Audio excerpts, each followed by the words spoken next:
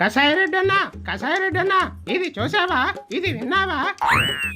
ఏంటది షర్మిల? ఆ గొడ్డలి అవినాష్ ప్రెస్ ముందుకొచ్చి మహానాడు గురించి వాగుతున్నాడు. చూశాను షర్మిల, అవినాష్ సిగ్గు లేకుండా మీడియా ముందు మాట్లాడుతున్నాడు. మహానాడులో బాబు అన్నాడు కదా, మా వివేకం బాబాయ్ హత్య గురించి మాట్లాడాడు కదా. అయినా ఈ అవినాష్ రెడ్డికి సిగ్గు లేకుండా ఎలా ప్రెస్ ముందుకొస్తాడు? ఇది అవినాష్ రెడ్డి ఆలోచన కాదు, ముమ్మాటికి మీ అన్న సైకో రెడ్డి సూచననే. మా అన్నకేమవసరం? అవినాష్ తో మాట్లాడిస్తే ఏం లాభం? మీ అన్న శవాల రెడ్డి మామూలు వాడు కాదు. అవతల వారు ఏ కేసు గురించి మాట్లాడుతున్నారో ఆ కేసుకు సంబంధించిన వాళ్ళనే యువతల రంగంలోకి దించుతాడు. అంటే ఏముంది, ఎదుటి మనిషిని రెచ్చగొట్టడంలో మీ జలగన్న తర్వాతే ఎవడైనా. అబ్బబ్బా మా అని అనకు. నిన్న మొన్నటి దాకా నువ్వు ఆ ఏవన్ పక్కనే ఏటూగా ఉన్నావు, మర్చిపోయావా? నేను ఎన్నాళ్ళు పక్కన ఉన్నా రక్త సంబంధం మీది. ఎప్పటికైనా నీకు సొంత అన్నే కదా. అలాంటి అన్న ఉన్నావొకటే, లేకపోయినావొకటే. ఇప్పుడు ఈ అవినాష్ ను దించి ఏం మెసేజ్ ఇస్తాడు? చెబుతున్నాడుగా అవినాష్, మహానాడు పెడితే ఇక్కడ కడపలో పరిశ్రమలు తీసుకొస్తారు, ఇక్కడ అభివృద్ధి గురించి మాట్లాడుతారు అనుకుంటే ఏవేవో మాట్లాడుతున్నాడని అంటున్నాడుగా. అసలు వివేకం బాబాయ్ హత్య కేసులో ఏ నిమిషాన లోపలేస్తారో తెలీదు. అయినా అంత ధైర్యం ఎక్కడిది ఈ అవినాష్ కు? కేవలం జైల్ రెడ్డి దగ్గర నుండే స్క్రిప్ట్ వచ్చింది. మీరేం పిక్కొన్నా పర్వాలేదు, మాకు భయం లేదు అని కూటమి వాళ్లకు హెచ్చరికలు జారీ చేద్దామని మీ జలగన్న ఉద్దేశం. దొక్కలే, ఇప్పుడు బాబు గారు ఒకప్పట్లో లేడు. అంది వచ్చిన లోకేష్ సాయంతో రెడ్ బుక్ పేరుతో రెచ్చిపోతున్నాడు. ఈ సైకోలకేమది అర్థం కావడం లేదు. అన్ని రోజులు ఒకేలా ఉంటాయనుకుంటున్నాడు జగ్లక్.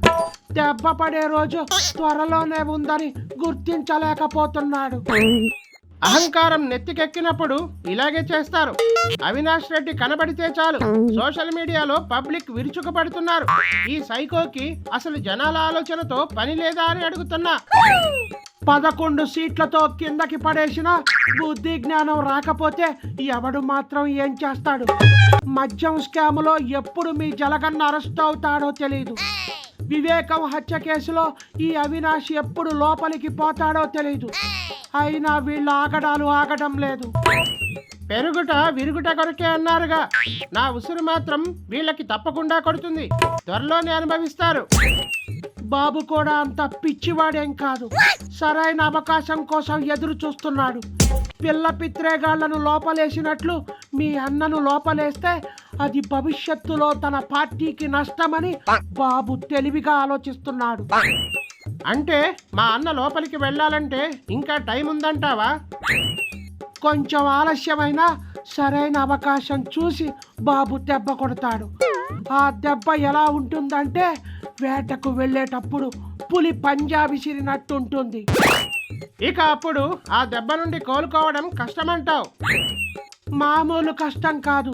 ఇక ఒకసారి లోపలికి వెళితే జీవితంలో బయటకి రాడు. అవునవును, లేని మామనే ఏ రూపంలో మాట్లాడించినటువంటి గనుడు చంద్రబాబు. టెక్నాలజీని వాడుకోవడంలో బాబును కొట్టిన వాడు ఈ ప్రపంచంలోనే లేడు. ఈ సైకో రెడ్డి బ్యాచ్ కి అది అర్థం కాదు. అసలు అవినాష్ ను మా అన్నయ్య మాట్లాడమన్నాడు. ఈ అవినాష్ మాటల్లో తేడా ఉండి బాబుకు మండితే ఒకవేళ కూటమి వాళ్ళు అరెస్ట్ చేస్తే ఏం చేస్తారు? అదిగో కావాలనే అరెస్ట్ చేశారు. మాపై కుట్ర చేస్తున్నారు. మా వాళ్ళందరినీ లోపలేస్తున్నారు. కక్షపూరిత రాజకీయం చేస్తున్నారు అని జైలు ముందు ప్రెస్ మీట్ పెట్టి వాగుతాడు మీ ముద్దుల చిరునవ్వుల సైకో రెడ్డి. సర్లే, ఆ మద్యం స్కాములో ఇంకా ఎవరెవరున్నారో మొత్తం చెప్పే. అప్పుడు మా అన్న త్వరగా లోపలికి వెళ్తాడు. నాకు ఆస్తిలో వాటా రాకపోయినా నా ఉసురు తగిలి లోపలికి వెళ్ళాడనుకుంటా. ఆ పని త్వరగా చెయ్యి. అఘోరించినట్లే ఉంది నీ సలహా. ఎందుకని? అలా చేస్తే మా